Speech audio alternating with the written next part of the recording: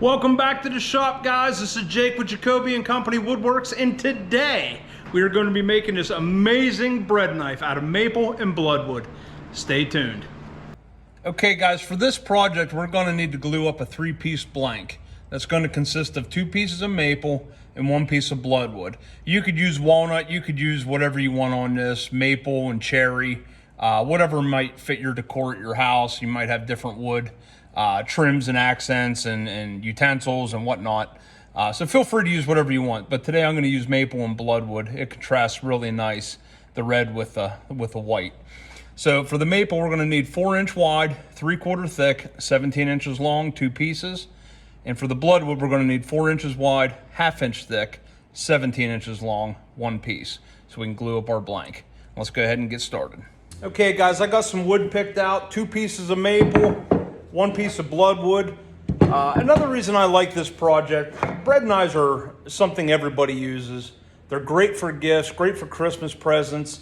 And the amount of wood that you need isn't a lot. A lot of the times I build these out of scraps, cut-offs from larger projects, so it's economical. If you want to sell these as crafts, that can be a huge money maker, depending on what you can charge in your area. But these bread knives can fetch a decent amount of money because it's very unique in that the handle is like a 3-dimensional, whereas the old bread knives are bow knives. And whenever you're trying to cut, your fingers get into the table.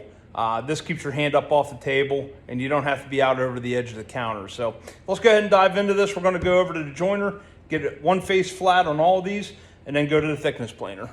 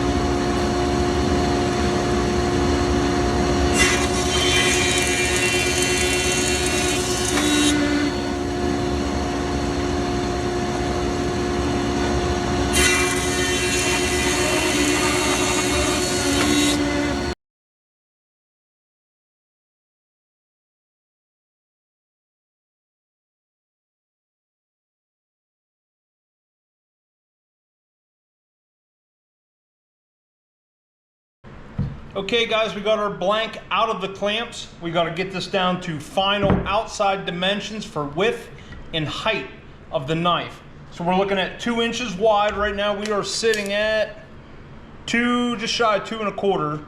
And then for height, we need to be 3 3/4. And right now we're way high, we're 4 1/4. So let's go ahead and take this over to the joiner, get that down, we'll take it to the table saw, get it cut for height, and we'll meet back here at the bench.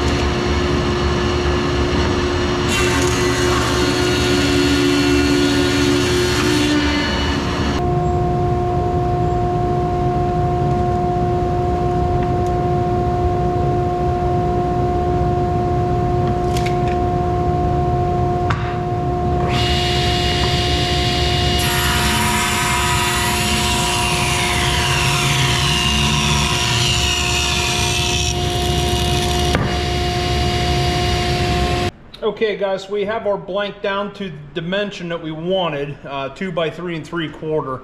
I got our rough shape drawn out on here. we're gonna go ahead and take this over to the table saw. I'm gonna set the fence up. I'm gonna cut this line straight, and then I'm gonna take it over to the bandsaw, and we'll finish up all the angle cuts and get it ready for rough sanding. Once we take this piece and this piece off, I need to flip it up, and I need to cut out for where the bread's gonna go, basically, so we can put our blade on, and it needs to be that cut out there. So let's do this side first, and then we'll come back.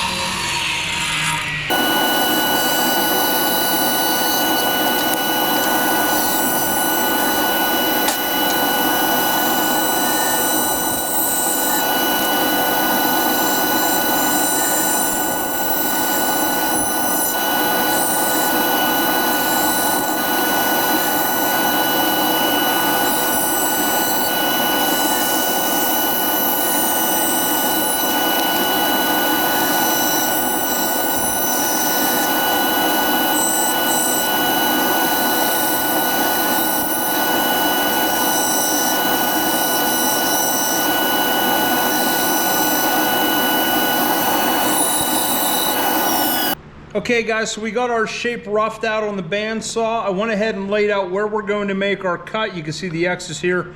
This portion right here, I like to go right down the center of that center strip. You'll see why. It looks aesthetically, it looks really nice. We need to make sure that we have enough meat here for our blade. So let's go ahead and get that cut out on the bandsaw as well. This is the part right now, I'm obviously right-handed, so I like to take and cut the left side of the blade out. If you're left-handed, you want to cut the right side out, so it makes it more convenient to cut. So this is where you can lay out either side on this project. So let's get this cut.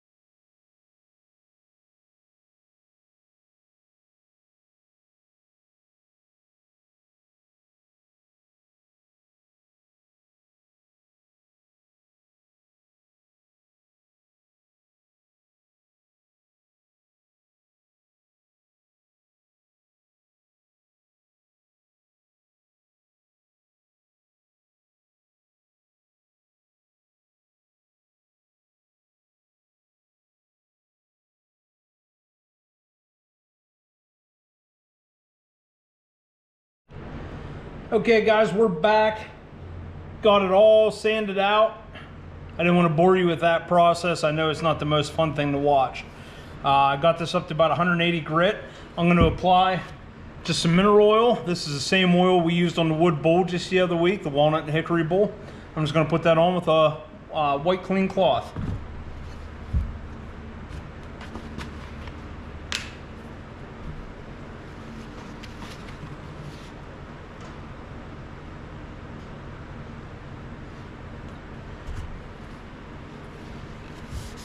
Again, guys, mineral oil is safe for food. That way, you go ahead and cut something up, cut your bread up.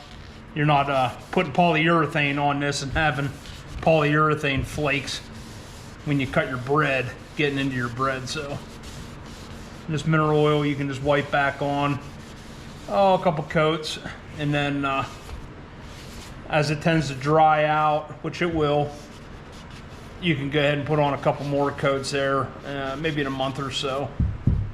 Get a little bit more on here.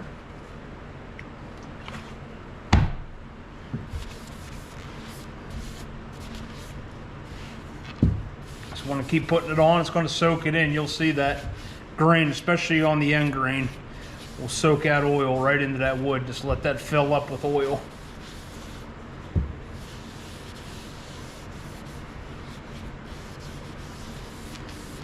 That maple with that bloodwood is just beautiful. Absolutely gorgeous. And you see how we split that right down the center of that center piece?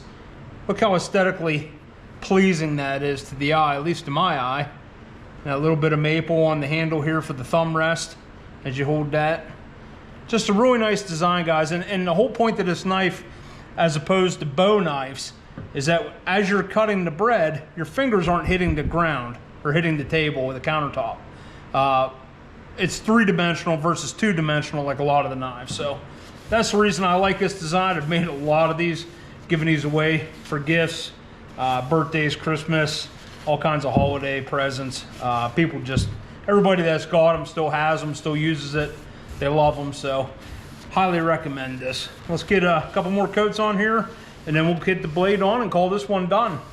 Okay, guys, let's go ahead and get a blade out of our pack here. I had ordered these. I've been making these knives for quite some time.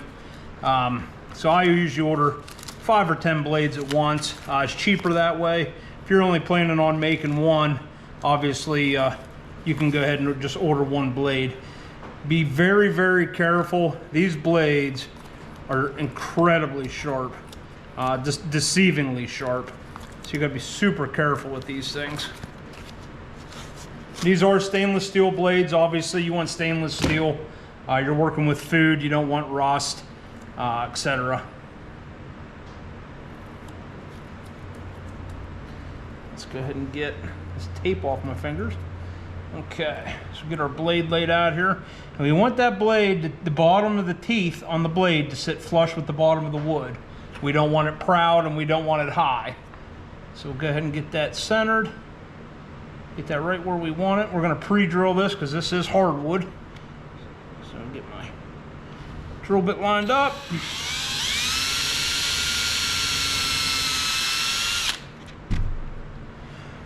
What I like to do is go ahead and mount one of the screws before I drill the other side. That'll kind of hold it in place. Obviously the screws are stainless steel as well.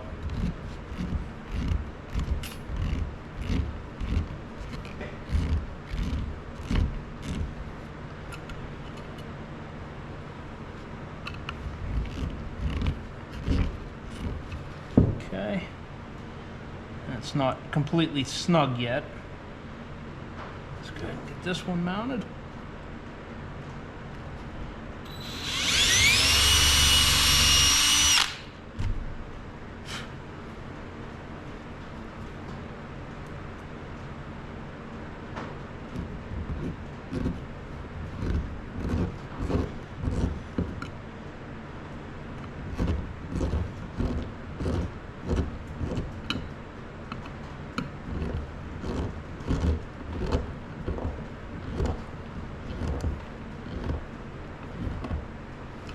That one's tight. Snug this one up.